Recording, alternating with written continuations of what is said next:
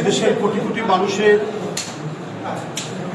অত্যন্ত শ্রদ্ধেয় নেত্রী, যিনি বারবার গণতন্ত্র উদ্ধার করেছেন, আমাদের সেই প্রিয় নেত্রী আজকে গুরুতর অসুস্থ অবস্থায় এভার কেয়ার হাসপাতাল ঢাকায় তিনি সেখানে চিকিৎসা নিয়ে যাচ্ছেন।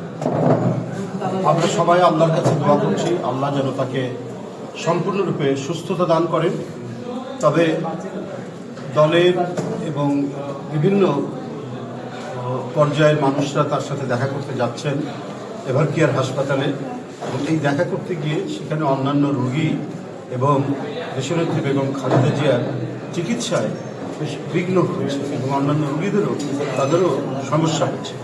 আমি আপনাদের মাধ্যমে বাংলাদেশ জাতীয়তাবাদী দল, বিএনপি, সকল পর্যায়ের নেতাকর্মী এবং সাধারণ মানুষদের আমি এটাই আহ্বান করবো, অনুরোধ করবো, আপনারা আবেগ থেকে আপনারা যাচ্ছেন, আপনারা শ্রদ্ধা জানানোর জন্য তার প্রতি এবং তার আশু রোগ মুক্তির জন্য আপনারা মনোপ্রাণে আল্লাহর কাছে তাই মনোবাক্যে আপনারা মোনাজাত করছেন এবং আপনাদের যে একটা বড় ধরনের আপনাদের হৃদয়ে যে আবেগ, এই আবেগ থেকেই হাসপাতালের দিকে যাচ্ছে।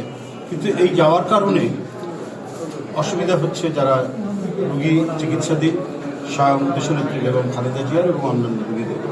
তো আমি দলের পক্ষ থেকে সকলকে অনুরোধ করব, তারা নিজ নিজ অবস্থান থেকে নিজের বাসায় বা অন্য কোথাও আপনারা তার রোগ মুক্তির জন্য দোয়া করবেন আল্লাহর কাছে, যেন তিনি দ্রুতই সুস্থ হয়ে ওঠেন।